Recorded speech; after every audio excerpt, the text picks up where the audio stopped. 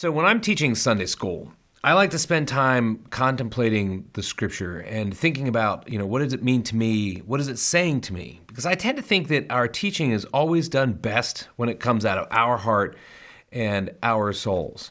And yet, here I am to give you ideas. So I would encourage you to spend some time in the scripture on your own before even watching these videos. And then you come to them and, maybe we'll have some ideas that help you or sort of lead you along the way, and maybe not. And that's perfectly fine too. We're just here to be helpful. So this scripture, in session 9, for May 2nd, though you could be watching this any other time, we are in the midst of the Exodus story. God is leading Israel in the greatest spiritual transformational action in all of the Bible, in my humble opinion.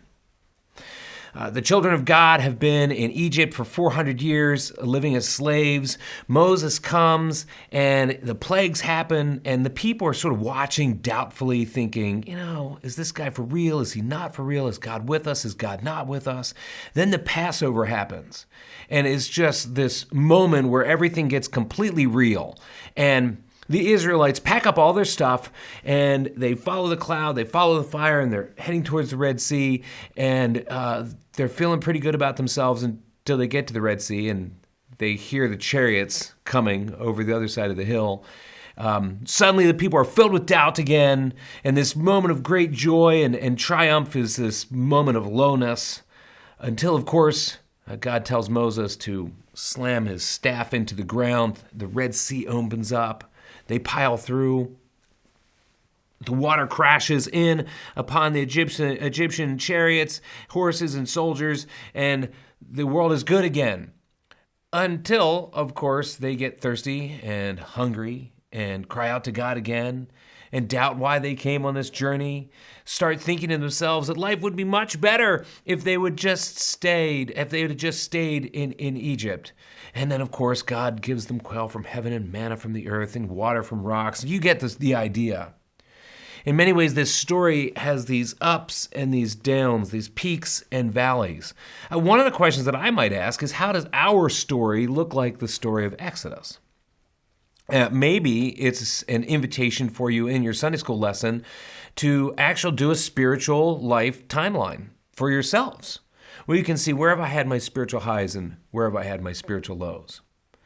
So the part of the story that we're actually particularly looking at today is a place where I think that God is renewing the covenant with Israel. This covenant started in, Genesis chapter 12 with Abram and Sarah, and God is going to renew that covenant. As part of these ups and downs, sometimes we renew our covenants, we renew our passion and our faith for God.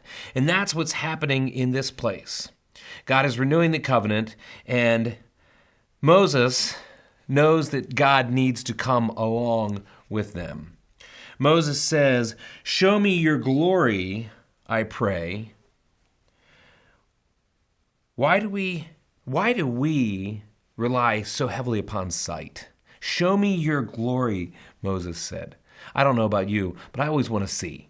I always want to see God moving. I always want to know where God's moving. I want to know what's happening. So God says, look, I will be present with you. I will be there the whole time. And he says, look, as a sort of this, sign of faith, sign of this covenant, I will let you walk past me and see me. But, God says, you can only see my back. We can only assume that if you see the fullness of God, Moses might have just burst into flames. To see the glory of God, to be in the glory of God's presence in fullness, to have God's eyes upon you might be such an awe-inspiring event that we couldn't even handle it. So God limits God's self to give Moses the chance to see him. Where else have we seen God limiting God's self to empower our faith journey? That's one of the questions that would roll through my mind as I'm thinking about this story. And I also think that a part of it is God giving to Moses what he knows Moses needs. Along the Exodus story, God gave Israel what they needed for faith, to grow in their faith, to develop that faith journey. How has God given you what you need for your journey along the way as you think about your timeline? A completely other way of looking at this story, I think, is God shows Moses his back. He shows some of the glory, but not all of the glory. So I think it creates for us, for me anyway, I think about the tension of living in this world. The kingdom has come, but not yet. We're living in this tension. And I think that God exemplifies the push-pull of the yin and yang, maybe, of law and grace. The grace is God allowing himself to be seen. The law is that God has these boundaries. One of the boundaries is that we can't see his face.